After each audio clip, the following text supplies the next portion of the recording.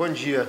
Eu não vou mudar a forma, como a gente sempre faz nas entrevistas coletivas. Eu vou fazer um breve comentário, passo para o doutor Eliseu e depois o doutor Marcos dá toda a situação para vocês, explicando com detalhes de como ocorreu e de como tudo se desenvolveu. Eu quero começar dizendo e recuando um pouquinho no tempo, para lembrar da posse do Dr. Confúcio, no segundo mandato dele, que ele falou que gostaria muito que as instituições estaduais fizessem o trabalho que deveria ser feito para corrigir qualquer fato ou qualquer ato que envolvesse o governo do estado de Rondônia. Naquele momento ele pediu a nós, aos dirigentes e à secretaria, que envidasse todos os esforços no sentido de apurar qualquer desvio de conduta e qualquer ato que viesse a desabonar a ação do governo. E, dentro dessa determinação, a nova diretoria da CAERD, após assumir a gestão, fez um levantamento e detectou algumas falhas em alguns processos. Se criou um comitê, esse comitê elaborou relatórios e esses documentos foram repassados para a DRACO. A partir de então, desde o ano passado, a equipe dessa delegacia vem trabalhando no sentido de confirmar as informações que ali continham e começar a dar, a delinear exatamente tudo aquilo que era necessário para o esclarecimento de todas aquelas informações e denúncias. Obviamente que chegamos na data de hoje, a primeira operação, o Dr. Marcos depois vai poder falar sobre isso, com relação a tudo aquilo que foi transmitido para a delegacia. Então, dentro desse contexto, hoje conseguiu-se realizar essa operação, visando confirmar tudo aquilo que havia sido repassado anteriormente pela diretoria da CAERD. E hoje algumas medidas foram adotadas, como buscas em algumas residências, afastamento de alguns servidores para que não houvesse prejuízo das investigações daqui para frente, porque são muitos papéis, são muitos documentos que terão que ser analisados. Já foi pedido à própria direção que se forme também uma força-tarefa para análise de toda essa documentação, porque são muitas informações e vai precisar de um trabalho bem extenso e a gente espera que com essa força-tarefa ele não seja tão prolongado, porque precisamos também de que não fique somente nos levantamentos e em medidas, mas que tenha efetividade para se responsabilizar aquelas pessoas que, porventura, não tenham cometido qualquer ato ilícito. Então, basicamente, a investigação se desenrola em cima de possíveis fraudes em licitação, e isso o Dr. Marcos vai poder falar com mais cuidado e critério daquilo que ele está investigando. Então, basicamente é isso, é dizer que o governo do estado de Rondônia corta a sua própria carne para poder fazer com que tenhamos uma sociedade melhor, tenhamos uma administração mais transparente para todos nós. E aí, então, eu passo agora a palavra para o Dr. Eliseu. Não, a minha fala é muito rápida. Eu quero dizer a todos vocês, dizer ao povo de Rondônia, de que a Polícia Civil do Estado de Rondônia é uma polícia republicana. Ela é uma polícia que se faz cumprir a lei. E no planejamento estratégico da Polícia Civil, da Polícia Judiciária, 2016-2018, este é um foco de combate à corrupção. Seja em órgãos pertencentes ao Estado, seja em órgãos pertencentes aos municípios do Estado. Do Estado.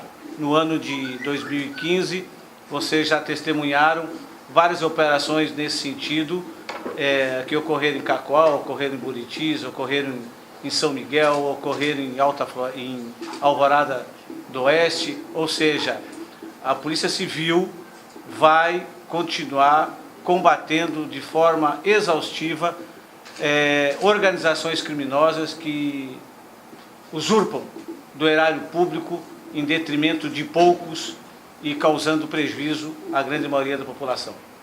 O nosso delegado, o delegado titular da DRACO, delegacia esta da qual o nosso governador foi um dos primeiros entusiastas no sentido de criá-la, né, justamente para esse combate de atividade criminosa que tanto prejuízo traz ao povo do estado de Rondônia. Então eu passo a palavra ao nosso delegado titular, Marcos, que vai passar os detalhes do quando começou e o que conseguiu na data de hoje.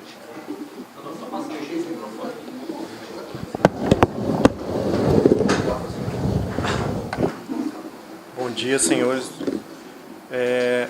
A investigação de hoje ela tem como objeto principal apurar supostas fraudes de licitações que aconteceram no ano de 2009 e 2010 junto à CAERD. A DRACO foi comunicada em julho de 2015 por meio de relatório denominado 891/2009, que apresentava irregularidades mais sérias ainda do que o próprio direcionamento para a empresa multilucro. Nesse processo 891, nós constatamos que a empresa que teria sido vencedora da licitação na modalidade convite, ela sequer teria sido convidada para aquele certame. O serviço, isso segundo interrogatório e oitiva dos próprios sócios da empresa que teria vencido o certame, a empresa chamada Vasconcelos e Silva, sequer teria prestado os serviços que supostamente foram documentados naqueles autos. A partir daí, nós identificamos um rol de empresas que teriam se revezado vencendo certames junto à CAERD nos anos de 2008, 2009 e 2010. O objeto dessa constatação é a apreensão hoje que nós realizamos junto à CAERD. Nós apreendemos 28 processos que são direcionados a certas empresas que fazem parte desse esquema criminoso.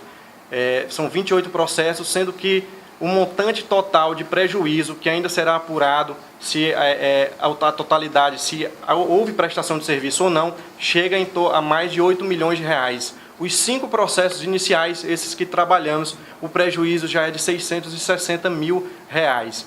Eu queria frisar para vocês que essa é uma primeira fase dessa operação. As medidas são medidas cautelares diversas da prisão que servem para exatamente instruir o inquérito policial.